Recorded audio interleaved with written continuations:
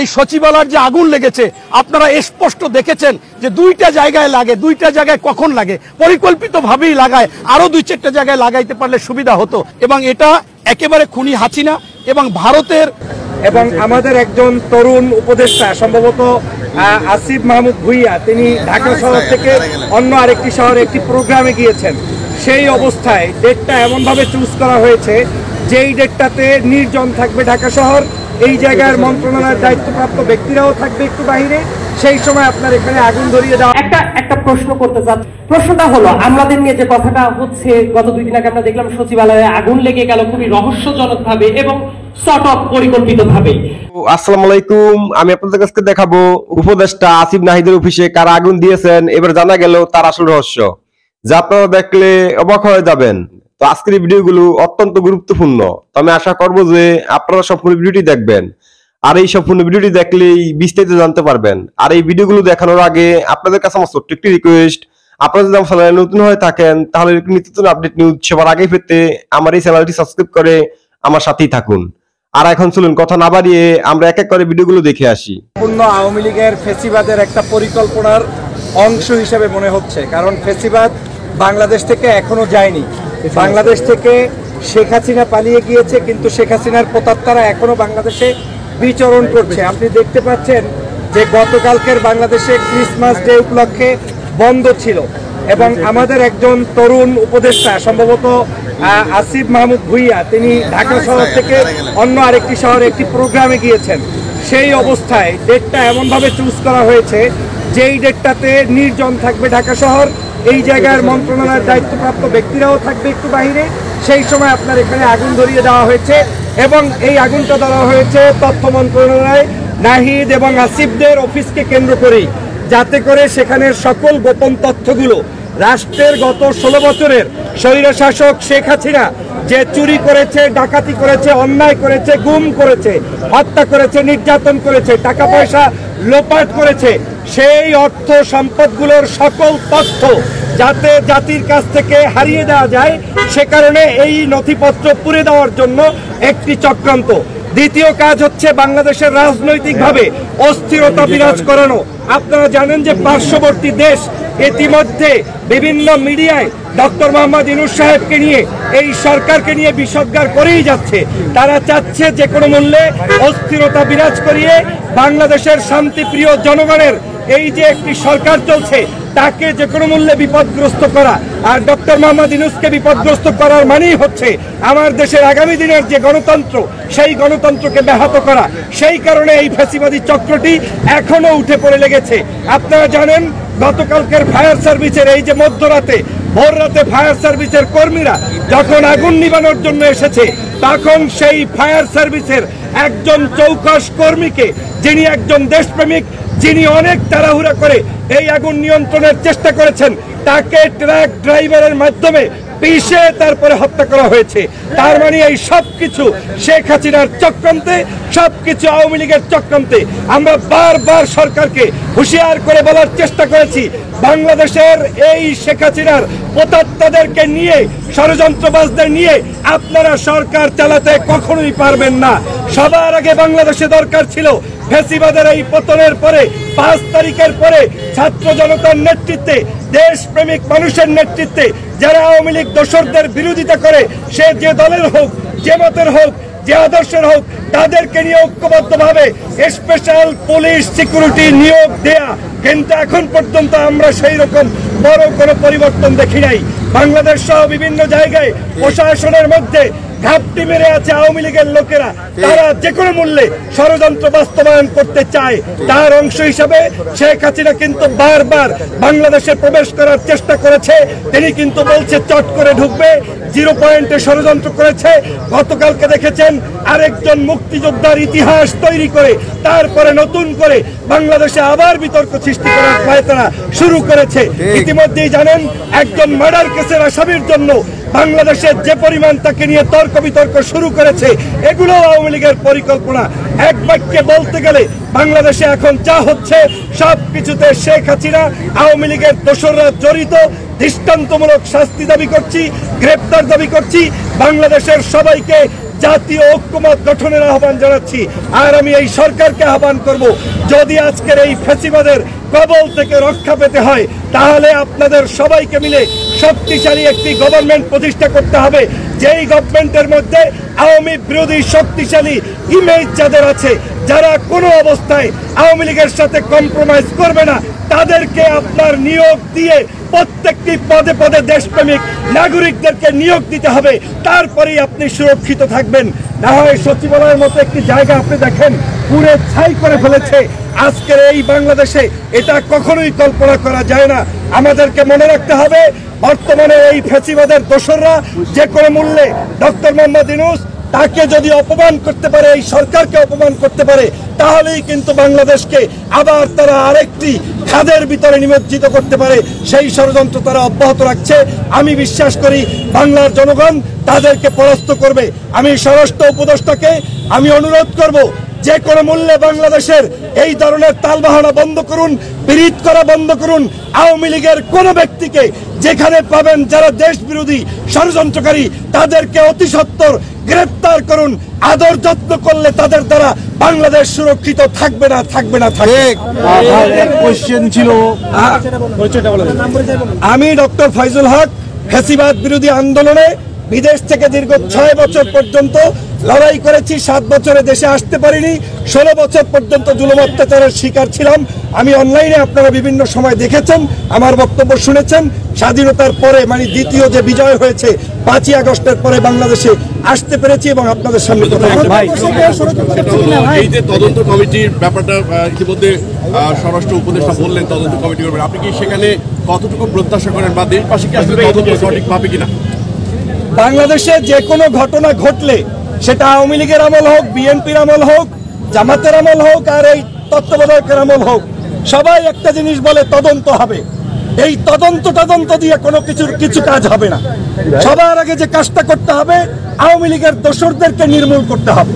আপনি পাশে বসিয়ে রাখছেন আপনার বিছানার মধ্যে সাপ, আর আপনি বলছেন যে আপনাকে আঘাত করবে না, সাপ আপনাকে আদর করবে, এই চিন্তা করা মোটেও সম্ভব নয়। বর্তমানে শেখ হাসিনা পালিয়েছে, কিন্তু শেখ হাসিনার পরিকল্পিত উপায়ে সাপগুলো প্রত্যেকটি জায়গায় সবল মারছে। অতএব দেশপ্রেমিক যারা, ওই লোকটা বিএনপি করে না, জামাত করে না, হেফাজত করে না, চরমনাই করে না, গণ অধিকার করে না, এই যে ছাত্র আন্দোলন করে, ওইটা দেখার বিষয় নাই।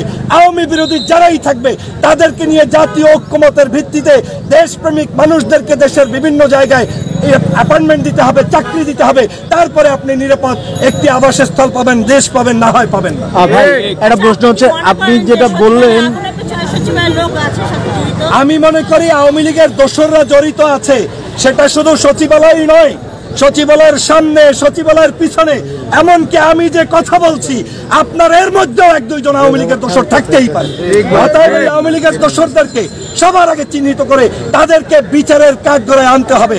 আর তার মূল কারণ হচ্ছে আমরা তাদেরকে ছাড় দিচ্ছি, সে কারণে তারা আমাদের মাঝে বিভিন্ন ধরনের ষড়যন্ত্র করছে, সেটা করতে দেওয়া উচিত নয়।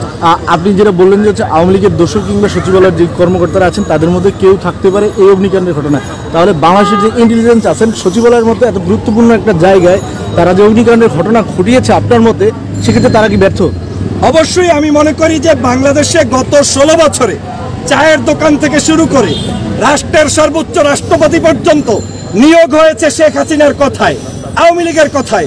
অতএব আপনাকে ভাবতেই হবে যে আপনার সামনে, পিছনে, ডানে, বামে আওয়ামী লীগের দোসর থাকাটা অস্বাভাবিক কিছু নয়।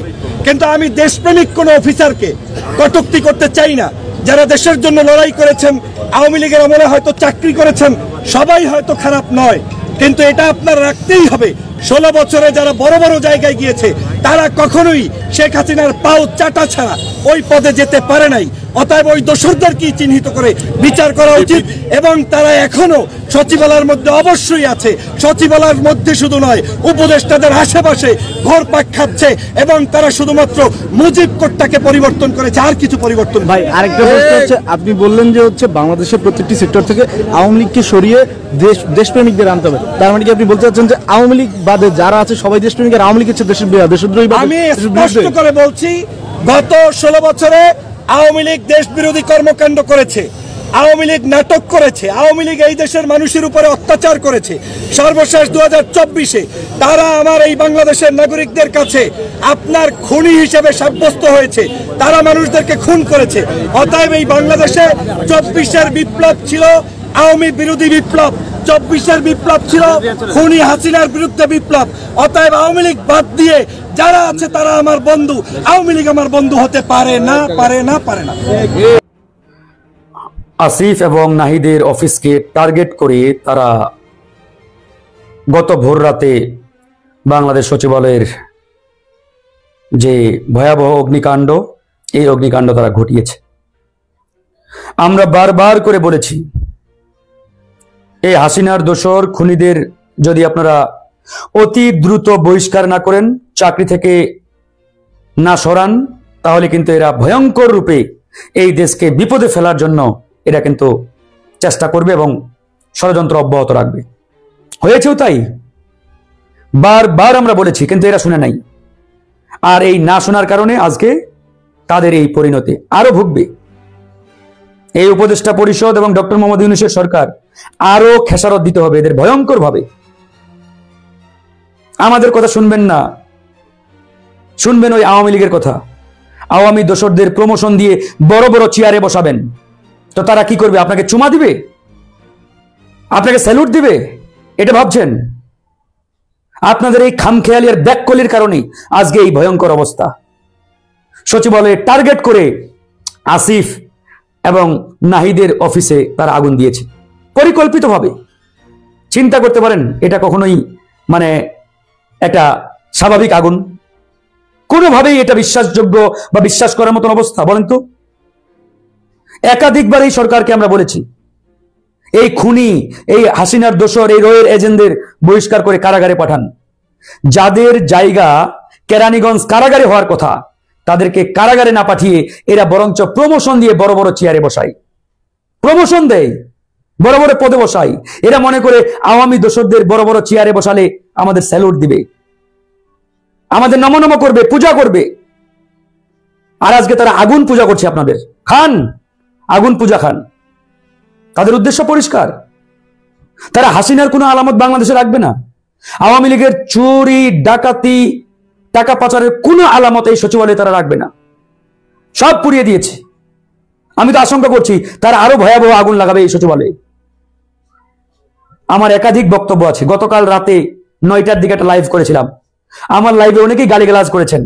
আমি বলেছি এই আওয়ামী দোসররা জানুয়ারি ফেব্রুয়ারিকে টার্গেট করে এই সরকারকে বেকায়দা ফেলা এবং এই সরকারকে উৎখাত করার একটা ষড়যন্ত্র করছে।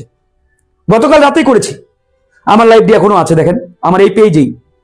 তখন অনেকে আমাকে গালিগালাজ করছে, আপনি বেশি বুঝেন, পণ্ডিত, ইত্যাদি ইত্যাদি।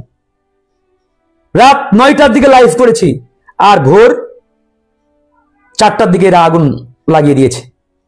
কয়েক ঘন্টার ব্যবধানে আমার কথা সত্য হয়েছে, মাত্র কয়েক ঘন্টা। আমি বলেছি এই জানুয়ারি ফেব্রুয়ারিকে টার্গেট করে তারা ইতিমধ্যেই ওয়ার্ম আপ করতেছে। ওয়ার্ম আপ আপনারা জানেন না যে কোনো খেলার আগে খেলোয়াড়রা ওয়ার্ম আপ করে, প্রস্তুতি নেই? ঠিক একইভাবে সারা বাংলাদেশে এই যে গুপ্ত হত্যা, যেখানে সেখানে সমন্বয়কদের হত্যা করছে, কোপাচ্ছে জনগণকে, এগুলো তাদের সিম্পটম। তারা অলরেডি শো করছে, দেখাচ্ছে যে আমরা প্রস্তুতি নিচ্ছি। এরপরেও যদি এই ব্যাককলের দল, এই গাধার দল, যাদেরকে আমরা উপদেষ্টা বানিয়েছি কিংবা উপদেষ্টা চেয়ারে বসিয়েছি, এদের বোধোদয় যদি জাগ্রত না হয়, এই ব্যাককলগুলো চেয়ারে কেন বসে আছে ভাই? আমার তো প্রচন্ড মেজাজ খারাপ এদের দেখে। এরকম অর্থ ব্যক্তিরা কিভাবে এই চেয়ারে বসে আছে? সচিবালয়ের আগুনটা দেখে রীতিমতো আমি হতবাক। আমি খোঁজ করলাম, আসিফও বলল যে আমরা 4000-এর মতো হাসিনার দুর্নীতিবাজ, করাপ্টেড আমলাদের তালিকা করেছিলাম, এবং এই তালিকা করা হয়েছিল স্থানীয় সরকার মন্ত্রণালয়ের মাধ্যমেই। এবং তারা এই তালিকার দায়িত্বে যে দপ্তরে ছিল, ঠিক সেই দপ্তরকে টার্গেট করে তারা জ্বালিয়ে দিয়েছে, পুড়িয়ে দিয়েছে। আমি ভিডিওগুলো দেখলাম, কি অবস্থা, ভয়ঙ্কর অবস্থা ভিতরে। পুরো মন্ত্রণালয় একবারে জ্বলে পুড়ে ছারখার হয়ে গেছে। কোনো ডকুমেন্টস তারা রাখে নাই। সিসিটিভি ফুটেজ সেটাও জ্বালিয়ে পুড়িয়ে দিয়েছে। সিসিটিভির একটা ভিডিও পাবেন না। কারণ এটা পরিকল্পিত, তারা আগেই সব কাম সারা। আর এই ড্রাইভার, এই ব্যাককল উপদেষ্টাদের, এদের কারণে এটা ঘটেছে। আমি তো বলছি এদের প্রাপ্য ছিল এটা, এরা এটার প্রাপ্য ছিল। আমাদের কথা শুনে না, শুনে কার কথা? ওই ভুট্টুর মতো। তাই ঘটছে আজকে। বারবার বলেছি আমরা, বারবার, যে আওয়ামী দোসরদের সরান, চতুর্দিকে আপনারা আওয়ামী দোসরদের বসিয়ে রেখে নতুন বাংলাদেশের স্বপ্ন দেখছেন। ইটস অ্যাবসলিউটলি রং। কোনোভাবে এটা হবে না, সম্ভব না। কাল সাপকে দুধ কলা দিয়ে কখনো বসে আনতে পারবেন? আপনি কাল সাপকে সামনে এনে দুধ দিচ্ছেন, কলা দিচ্ছেন, আর বলছেন আমাকে ছবল মারিও না, স্যালুট দাও। কোনোভাবেই সম্ভব? তা আওয়ামী লীগ আর আওয়ামী লীগের দোসররা তো কাল সাপ। আর এই সরকার মনে করছে এদেরকে দুধ কলা দিয়ে বোধহয় প্রমোশন দিলে, বড় বড় চেয়ারে বসালে এরা আমাদের স্যালুট দিবে। What is stupid! এই সরকারের মাথায় এই ন্যূনতম ঘেলু নেই? ব্যাককলের দলেগুলা উপদেষ্টা পরিষদে বসে আছে। সারা বাংলাদেশে কি শুরু হয়েছে আজকে দেখতে পাচ্ছেন না? এরপরেও এরা কিভাবে মানে এই আওয়ামী দোসরদের বসিয়ে রেখেছে, প্রমোশন দিচ্ছে কিভাবে? দেশপ্রেমিক মানুষের তো ভাব নাই।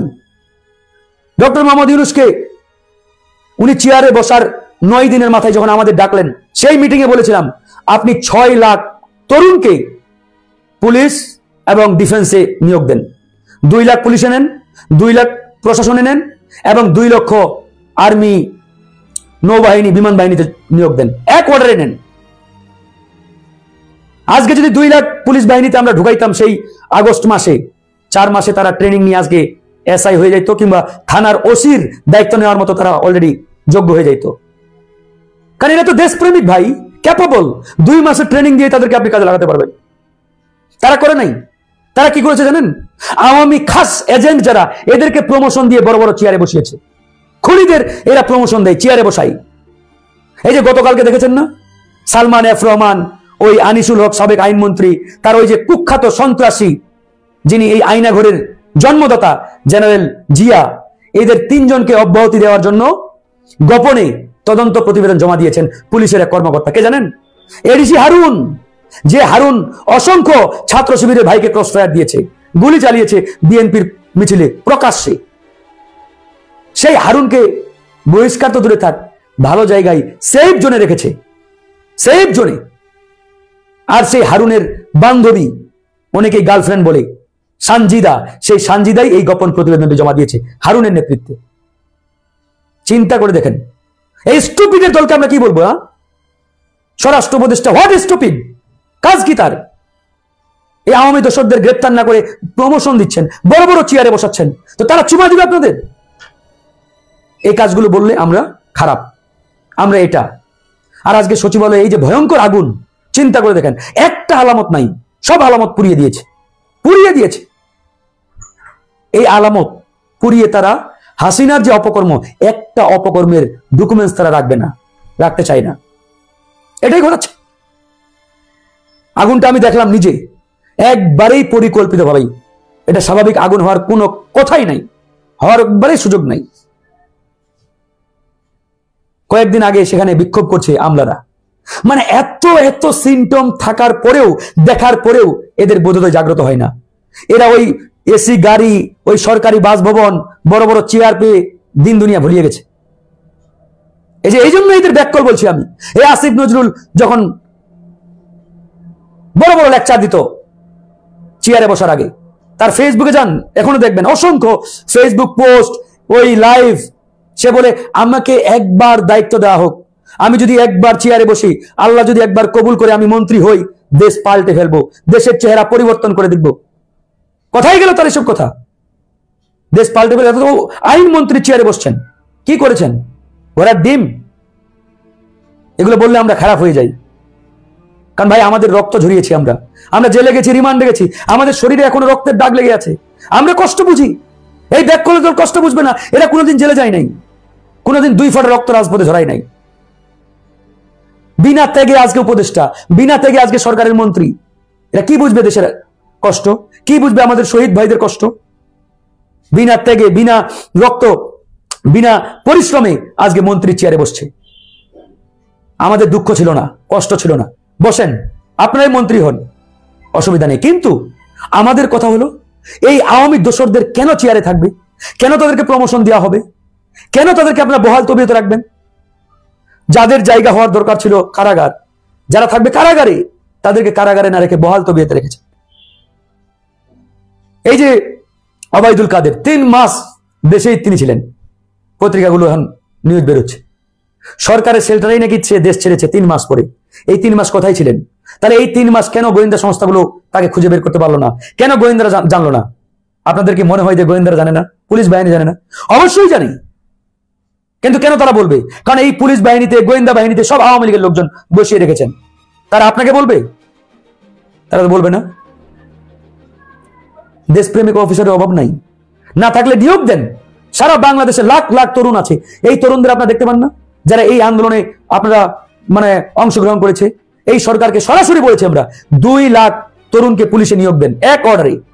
এরা সরাসরি ঢুকবে, এদেরকে 2 মাসের ট্রেনিং দিয়ে এসআই, এএসআই, প্রয়োজনে থানার ওসির দায়িত্ব দেন। এরা যোগ্য, এদের ওই 2 বছর ট্রেনিং লাগবে না, এরা 2 মাস ট্রেনিং নিলেই থানা চালাতে পারবে। সেই সক্ষমতা এদের আছে, এই তরুণদের। একাধিকবার বলেছি, 2 লাখ তরুণকে প্রশাসনে নেন। আর এই স্টুপিডের দল, ব্যাককলের দল, আওয়ামী লীগের ওই ছাত্রলীগের ক্যাডারদের নিয়োগ দিচ্ছে, প্রমোশন দিচ্ছে। হাসিনা কি করেছে? গত 15 বছরে টপ টু বটম একবারে পুলিশের কনস্টেবল থেকে শুরু করে পুলিশের আইজি সবগুলো জায়গায় ছাত্রলীগের ক্যাডারদের বসিয়েছিল। সবাই ছাত্রলীগ, একটা পাবেন না আপনি এসব চেয়ারে, দায়িত্বশীল চেয়ারগুলোতে। থানার ওসি বলেন, এসআই বলেন, আর ওই একবারে আইজি পর্যন্ত সব ছাত্রলীগের ক্যাডার, তাদেরকে বসিয়েছে। আর তাদের দিয়ে এরা মনে করছে আমরা নতুন বাংলাদেশ বানাবো। ঘোড়ার ডিম বানাবেন আপনারা। কথাগুলো ভাই রাগ ক্ষোভ থেকে বের হচ্ছে। আমার এই কথাগুলো শেয়ার করে ছড়িয়ে দেবেন, মানুষকে জানাতে হবে এই স্টুপিডের দল কি শুরু করেছে। এদেরকে চেয়ারে বসিয়েছি আমরা ওই এসির বাতাস খাওয়ার জন্য নয়, আর ওই হেলিকপ্টারে জেলায় জেলায় ঘুরে বেড়ানোর জন্য নয়। আওয়ামী লীগকে পাকড়াও করতে না পারলে দায়িত্ব ছেড়ে দেন, আমরা তো আছি। 2 মাস লাগতো এই দেশকে টাইট করতে এই স্বরাষ্ট্র মন্ত্রণালয়ের মাধ্যমে। তারা সেটা করে না, করবে না। তারা মনে করে আমরা আওয়ামী লীগকে দুধ কলা দিয়ে পুষবো, আর এরা আমাদের এসে চুমা দিবে, সালাম দিবে, স্যালুট দিবে। এখন সালাম খাও, স্যালুট খাও। ওই যে দিয়েছে আজকে সচিবালয়ে, যাও, তোমাদের জন্য এটাই প্রাপ্য ছিল, তোমরা এটার যোগ্য ছিলা। এই কথাগুলো খারাপ লাগতে পারে ভাই, কিন্তু বলতে আমরা বাধ্য হচ্ছি। গতকাল রাতের আমার লাইভটি দেখেন, বিস্তারিত বলেছি যেটা চতুর্দিকে ষড়যন্ত্রের জাল বিছিয়ে রেখেছে এবং জানুয়ারিতে এরা বড় ধরনের অঘটন ঘটাবে, বড় ধরনের। গতকাল রাত 9টার দিকে বলেছি আমার লাইভে যে এরা জানুয়ারিকে টার্গেট করে এই বাংলাদেশকে বড় ধরনের একটা আনস্টেবল পরিস্থিতিতে ফেলার জন্য অলরেডি প্রস্তুতি নিচ্ছে। হয়ে গেছে শুরু। কি বলবো আসলে, এই যে সচিবালয়ের ক্ষতিগ্রস্ত ভবন পরিদর্শনী উপদেষ্টারা ভবন পরিদর্শনে গেছে, কি স্টুপিড চিন্তা করেন। আমার মেজাজটা কি বলবো, আগুন হয়ে আছে। পরিদর্শনে গেছে, যাও পরিদর্শন করো। ননসেন্সের দল সব। যদি আমরা না জানাতাম, না বলতাম, তাহলে একটা কথা। একাধিকবার ভাই, অসংখ্যবার তাগিদ দিচ্ছি, বলছি। কাকে বলি নাই? ডক্টর মোহাম্মদ ইউনূসকে বলেছি, সব উপদেষ্টাকে আমরা বলছি একাধিকবার। এই যে বিডিআর এর হত্যাকাণ্ড, পিলখানার যে হত্যাকাণ্ড, এই হত্যাকাণ্ডের বিষয়ে কতবার বলেছি, আপনার হিসাব আছে। আন্দোলন পর্যন্ত করতে হয়েছে আমাদের এই ধারাবাহিকভাবে। কেন আমাদের আন্দোলন করতে হবে? আপনারা জানেন না যে এই পিলখানায় ভারতীয় পরিকল্পনায় এই হত্যাকাণ্ড ঘটানো হয়েছিল? এটা জানার জন্য কি ওই আসমান থেকে নাজিল হতে হবে? কমন জিনিস। হাসিনাকে ব্যবহার করে ভারত এই ঘটনা ঘটিয়েছে আমাদের সেনাবাহিনীর মেরুদণ্ড ভেঙে দেওয়ার জন্য। এই সরকারের উচিত ছিল ক্ষমতার চেয়ারে বসার 2 দিনের মাথায় এই পিলখানা হত্যাকাণ্ডের বিচার করা, তদন্ত করা, করে নাই। আমি নিজে বিডিআর এর সদস্যদের নিয়ে গত বৃহস্পতিবার স্বরাষ্ট্র উপদেষ্টার সাথে মিটিং করলাম, তাকে বাধ্য করলাম, আপনি তদন্ত কমিশন না গঠন করলে আমরা কিন্তু আপনার বাসভবন না, প্রধান উপদেষ্টার বাসভবন ঘেরাও করব। আমার সাথে কয়েকশো এই বিডিআর এর সদস্যদের পরিবারের লোকজন আছে। এটা বলার পরে সে নড়ে চড়ে বসলো, বললো যে হবে হবে। আমার সাথে একজন এমন ব্যক্তি ছিলেন, মেজর শহীদ তানভীর হায়দারের ওয়াইফ। তার ওয়াইফ স্বরাষ্ট্র উপদেষ্টার কান্না করে বলছে, আমি আমার স্বামীর লাশটা ফেরত চাই, সে তার স্বামীর লাশটা পর্যন্ত আজও খুঁজে পায় নাই। তানভীর হায়দারের ওয়াইফ তানভীর সাহেবের লাশ আজও খুঁজে পায় নাই। এই হচ্ছে অবস্থা। এই স্টুপিডের দল এই ঘটনাগুলো তদন্ত করতে চায় না, তো বাধ্য হয়ে একটা কমিশন করেছে, যদিও এই কমিশন আমাদের মতো হয় নাই, মানে মোটামুটি আর কি বলা যায়। আমি দেখি কি হয়। তো এই যে কথাগুলো ভাই আমরা বারবার বলছি, তারপরেও এদের বোধোদয় জাগ্রত হয় না। 6 লাখ তরুণকে যদি নিয়োগ দেয়, 6 লাখ তরুণকে নিয়োগ দেওয়ার সুযোগ আছে, এক অর্ডারে সম্ভব। প্রধান উপদেষ্টা ঘোষণা হোক যে 2 লাখ তরুণকে আমরা পুলিশে নিয়োগ দেব, একদিনের মাথায় 15 দিনের মধ্যে পরীক্ষা নেন, নিয়োগ দেন। একবারে ভেরি সিম্পল। 2 লাখ তরুণকে প্রশাসনে নেন, এক অর্ডারে নেওয়া সম্ভব। 2 লাখকে ডিফেন্সে নেন, এরকম 6 লাখ তরুণকে নিয়োগ দেন, একবারে ইজিলি এটা করা সম্ভব 15 দিনের মধ্যে। তারা সেটা করবে না। কি করে? আওয়ামী দোসরদের প্রমোশন দিয়ে বড় বড় চেয়ারে বসাই, বড় বড় জায়গায় বসাই, আর এরা মনে করে আওয়ামী লীগের এই ক্যাডাররা আমাদের চুমু দিবে, আমাদেরকে বাহবা দিবে। এরা তো আগুন জ্বালাবেই, কারণ এরা জানে যে আমরাও এই অপকর্মের সাথে জড়িত, আমরা তো হাসিনার দোসর, এরা নিজেরাও দায়ী। তো এরা নিজেদেরকে বাঁচার জন্য নিজেদের ডকুমেন্টস মানে পুড়িয়ে ফেলার জন্য চেষ্টা করবে না, তারা সেটাই করছে। এসব দেখেও যদি এদের বোধোদয় জাগ্রত না হয়, কি বলবো আর ভাই বলেন, আমাদের আর কি করার আছে? আমরা আমাদের জায়গা থেকে যথেষ্ট চেষ্টা করছি, কিন্তু আমাদের কথা শুনে না। আমরা এটাও বলেছি, না পারলে ছেড়ে দেন। আমরা ওই আসিফ নজরুলের মতো না যে বলবো দায়িত্ব দেন আমরা পাল্টে ফেলবো, না, আমরা যা বলি তা করে দেখাই ভাই। আর দেশ কিভাবে চালাতে হয়, কিভাবে মন্ত্রণালয় চালাতে হয়, কিভাবে টাইট দিতে হয়, কিভাবে আওয়ামী লীগের মতো খুনিদের শায়েস্তা করতে হয়, এটা আমাদের জানা আছে।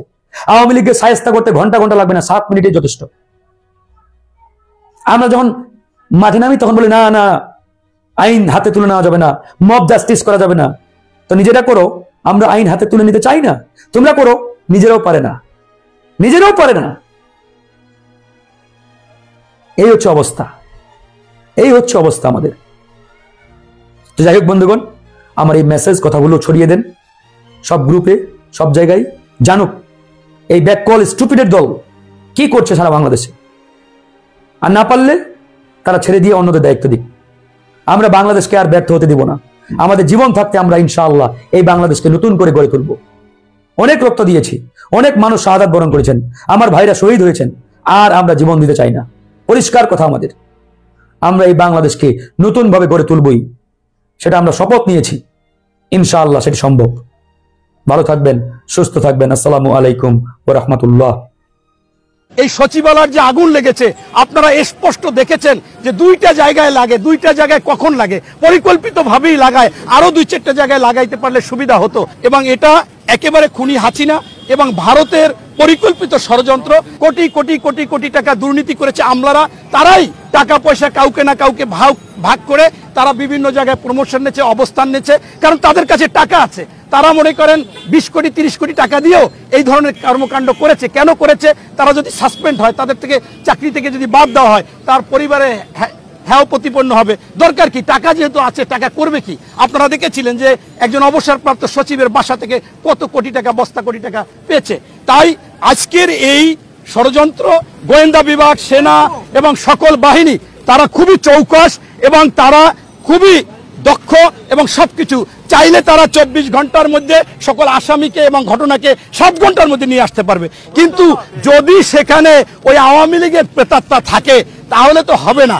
আমি 5ই আগস্টের পরে শুরু থেকেই এই অন্তর্বর্তীকালীন সরকারকে বারবার বলে এসেছি যে যদি বাসর ঘরে বিড়াল না মারা যায় তাহলে আপনারা সফল হবেন না। সেইটা কি?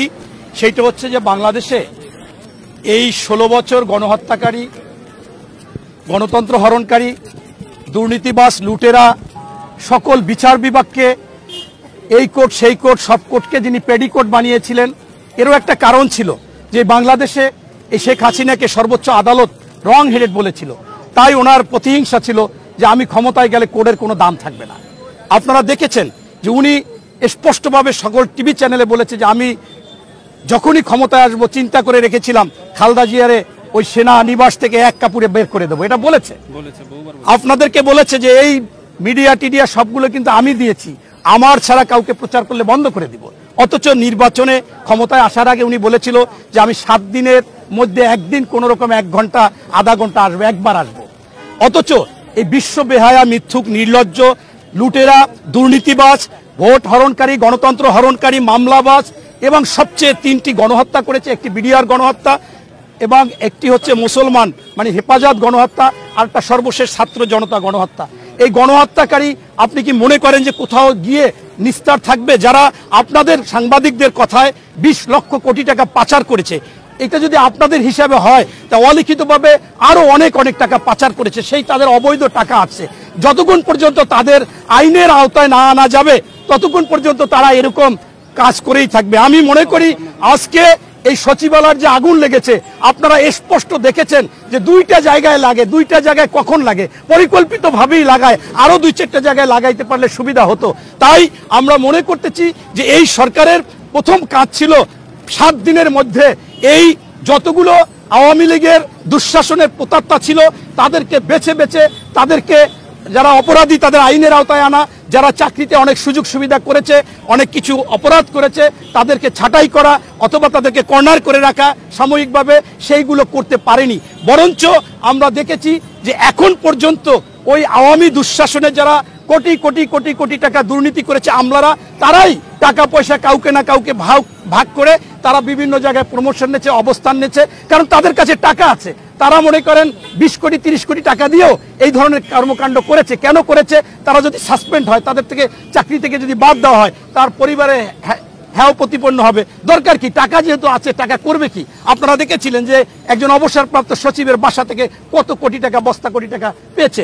তাই আজকের এই ষড়যন্ত্র এবং এটা একেবারে খুনি হাসিনা এবং ভারতের পরিকল্পিত ষড়যন্ত্র ইত্যাদি। আপনি ইতিমধ্যে দেখেছেন যে ভারত ছোট ছোট ইস্যুকে কেন্দ্র করে নিয়মিত বাংলাদেশের উপরে কিভাবে খড়ক নামানো যায়, বাংলাদেশে কিভাবে অরাজকতা সৃষ্টি করা যায়, সেই জন্য তারা কিন্তু অপকর্ম করেই গেছে। এই জন্য আপনারা দেখেছেন যে আব্দুল হাই কানু তিনি একজন মুক্তিযোদ্ধা, এটা ঠিক, কিন্তু আগে তো অপরাধী হলে অপরাধীর বিচার হবে, কিন্তু প্রথমে তো মুক্তিযোদ্ধা ধরা যাবে না। এই খুনি হাসিনা বলেছিল যে দেলোয়ার হোসেন সাঈদীর বিচার আলেম হিসেবে হচ্ছে না, এটা হচ্ছে সে অপরাধী হিসাবে। এরপরে আপনারা আরো অনেকগুলো এরকম দেখেছেন। তাই অপরাধী যদি হিসেবে হয়, ওই মুক্তিযোদ্ধা তিনি একজন খুনি, তিনি ফাঁসির কাস্টের আসামি ছিল, তার ছেলে বিপ্লবকে নিয়ে ওখানে সন্ত্রাসী বাহিনী করেছে, সে ওখানে আপনার ঘর উঠে দিয়ে গেলে চাঁদা দিতে হবে, বিদেশ থেকে আসতে গেলে কয়দিন থাকতে হবে, তাকে টাকা দিতে হবে। এমনকি আওয়ামী লীগের যারা মাথা যারা দিয়ে উঠেছিল এই আওয়ামী লীগের সময়, তাদেরকেও হত্যা করেছে। সোহাগ নামে একটা যুবলীগ ছেলেকে হত্যা করেছে। এমনকি রোজার দিনে কিছু লোক ইফতার পার্টি করবে একটা স্কুলে, করতে দিবে না, সেখানে সে ফুটবল খেলা শুরু করে দিয়েছে এবং বলছে ফুটবল খেলা চলবে। এরকম ওখানে ওনার মুক্তিযোদ্ধা কমান্ডার একজন, তাকে উনি পানিতে মানে তাকে লাঞ্ছিত করছে 2 বার শারীরিকভাবে। আর একজন ব্যাংকার, ওনার নাম আব্দুল হাই মজুমদার, তাকে পানিতে নামাইয়া ঘন্টার পর ঘন্টা শাস্তি দিয়েছে। এরকম একজন সন্ত্রাসী, এরকম একজন খুনি, এরকম একজন মনে করেন দখলবাজ, চাঁদাবাজ, তাকে নিয়ে আজকে ভারতে খুব মায়া কান্না দেখাচ্ছে মুক্তিযোদ্ধা মুক্তিযোদ্ধা মুক্তিযোদ্ধা। আরে ভাই, এই মুক্তিযোদ্ধাকে কিন্তু আওয়ামী লীগও মেরেছিল, তখন তো কেউ বলে নাই। এবং অনেক মুক্তিযোদ্ধারা জনহীন ভাতা পায় নাই, তাদের নাম কেটে দিছে, তখন তো কেউ কিছু বলে নাই। আমার কথা হচ্ছে যে অপরাধীকে আগে অপরাধী হিসেবে চিহ্নিত করতে হবে। আজকে বাংলাদেশে যে সমস্ত লোকজন অপরাধ করেছিল তাদের যদি সেটা করা হতো তাহলে আজকে আগুন লাগতো না। আমি মনে করি আপনারা জিজ্ঞাসা করেছেন অনেকে যে এই গোয়েন্দা বিভাগ এরা কি আসলে এখানে যথার্থ আছে কিনা। আমি মনে করি বাংলাদেশের গোয়েন্দা বিভাগ, সেনা এবং সকল বাহিনী তারা খুবই চৌকস এবং তারা খুবই দক্ষ এবং সবকিছু চাইলে তারা 24 ঘন্টার মধ্যে সকল আসামিকে এবং ঘটনাকে 7 ঘন্টার মধ্যে নিয়ে আসতে পারবে। কিন্তু যদি সেখানে ওই আওয়ামী লীগের প্রেতাত্মা থাকে তাহলে তো হবে না। আমি আপনাকে বললাম যে আমার বাড়িতে বিরাট একটা অনুষ্ঠান করব, তুমি প্রস্তুতি নাও।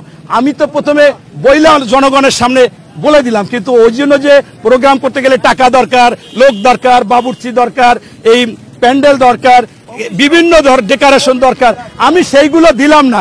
তাইলে এই প্রোগ্রাম কি সাকসেস হবে? হবে না। একটা প্রশ্ন করতে চান। প্রশ্নটা হলো, আমাদের নিয়ে যে কথাটা হচ্ছে, গত 2 দিন আগে আমরা দেখলাম সচিবালয়ে আগুন লেগে গেল খুবই রহস্যজনক ভাবে এবং সর্ট অফ পরিকল্পিত ভাবে। তো এইটা যখন ঘটলো, তারপরে এই সরকার তাদের বিরুদ্ধে ভিজিবল কোন স্টেপ এই 2 দিনের ভেতরে নিয়েছে কিনা, কাউকে বহিষ্কার করা হয়েছে কিনা, বা এমন কোন কার্য গ্রহণ করা হয়েছে কিনা যার মাধ্যমে তাদেরকে দায়ী করা যায়, কোন ভিজিবল কোন স্টেপ নেওয়া হয়েছে কিনা? এটা নেক্সট উইকেই এটা খুবই কঠোর পদক্ষেপ আসবে। দ্বিতীয়ত হচ্ছে বিগত রেজিমের যারা আমলারা লুকিয়ে আছে নানাভাবে এখনো, তাদেরকেও আমরা চিহ্নিত করেছি এবং বিভিন্ন পত্রপত্রিকায় এসেছে, তাদের বিরুদ্ধেও খুবই দ্রুতই পদক্ষেপ নেওয়া হবে।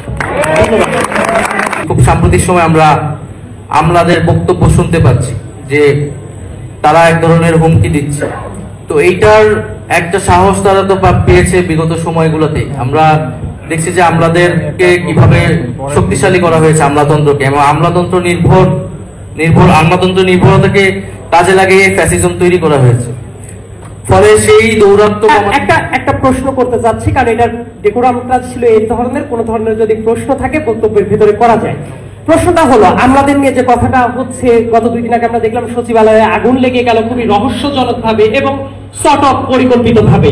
তো এইটা যখন ঘটলো, তারপরে এই সরকার তাদের বিরুদ্ধে ভিজিবল কোন স্টেপ এই 2 দিনের ভিতরে নিয়েছে কিনা, কাউকে বহিষ্কার করা হয়েছে কিনা, বা এমন কোন কার্য গ্রহণ করা হয়েছে কিনা যার মাধ্যমে তাদেরকে দায়ী করা যায়, কোন ভিজিবল কোন স্টেপ নেওয়া হয়েছে কিনা? না, এটা আজকেও আমরা মিটিং করে আসলাম, এই জন্যই এই অনুষ্ঠান দেরি হয়েছে। এটা নেক্সট উইকেই এটা খুবই কঠোর পদক্ষেপ আসবে। যারা এরকম আন্দোলনের নামে চাকরি বিধি লঙ্ঘন করছে তাদের বিরুদ্ধে অবশ্যই ব্যবস্থা নেওয়া হবে এবং আপনাদেরকেও আমরা বলছি যে এখন সময় জনগণকে সেবা দেওয়ার, আমাদের যে গণতান্ত্রিক ট্রানজিশনটা সেইটাকে সঠিকভাবে করতে সহায়তা করা। আন্দোলন খেলা কিংবা তাদের গোষ্ঠীর স্বার্থে রক্ষার জন্য কিন্তু এত মানুষ জীবন দেয়নি। ফলে রাষ্ট্রের সংস্কার হলে আমরা মনে করি সকলেই ন্যায় বিচার পাবে। সেই সংস্কারে তাদেরও মত থাকবে, তাদের কথা শোনা হবে। কিন্তু একটা সংস্কারের মত আসলে তারা যেই রিয়াকশনটা দেখিয়েছে, এটা আমরা মনে করি শুধু এটা তো তাদের নৈতিকভাবেও ঠিক হয়নি এবং তারা বিধিগতভাবে অনেক লঙ্ঘন করেছে। এবং দ্বিতীয়ত হচ্ছে বিগত রেজিমের যারা আমলারা লুকিয়ে আছে নানাভাবে এখনো, তাদেরকেও আমরা চিহ্নিত করেছি এবং বিভিন্ন পত্রপত্রিকায় এসেছে, তাদের বিরুদ্ধেও খুবই দ্রুতই পদক্ষেপ নেওয়া হবে। সরকারের অনেক সীমাবদ্ধতা আছে, সেই সীমাবদ্ধতাগুলো স্বীকার করেই আমরা চলার চেষ্টা করছি এবং সেটাকে কিভাবে আরো বৃদ্ধি করা যায় এবং সেই জায়গা থেকে সকলের সহযোগিতা আমরা সবসময় চেয়ে আসছি।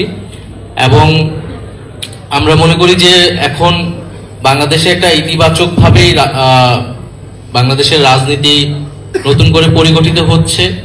এখানে রাজনৈতিক দলগুলোর সাথে সরকারের একটা সৌহার্দ্য এবং ঐক্যমত্য আছে, পাশাপাশি তারা একই সাথে সব যেই ভুল এবং সীমাবদ্ধতাগুলো রয়েছে সেই জায়গায় তারা সমালোচনা করছে এবং সমালোচনাগুলো আমরা অ্যাড্রেস করার চেষ্টা করছি।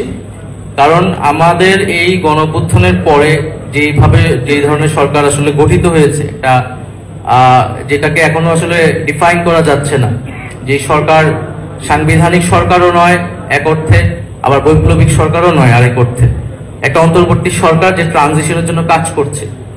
ফলে এই সরকারের ব্যাপক জনসমর্থন থাকা সত্ত্বেও তার অ্যাডমিনিস্ট্রেটিভ অনেক ধরনের সীমাবদ্ধতা রয়েছে। আমরা দেখছি যে এই খুব সাম্প্রতিক সময় আমরা আমলাদের বক্তব্য শুনতে পাচ্ছি যে তারা এক ধরনের হুমকি দিচ্ছে। তো এইটার একটা সাহস তারা তো পেয়েছে বিগত সময়গুলোতে। তো আমি আশা করছি আপনারা সম্পূর্ণ ভিডিওটি দেখেছেন। তো আপনাদের যদি এই বিষয়টি নিয়ে কোনো মতামত থাকে আমাকে অবশ্যই কমেন্টে জানাবেন। আর আপনারা যদি আমার চ্যানেলে নতুন হয়ে থাকেন তাহলে আমার এই চ্যানেলটি সাবস্ক্রাইব করে আমার সাথেই থাকুন। তো দেখা হচ্ছে পরবর্তী ভিডিওতে, সেই পর্যন্ত সবাই ভালো থাকবেন, সুস্থ থাকবেন। আল্লাহ হাফেজ।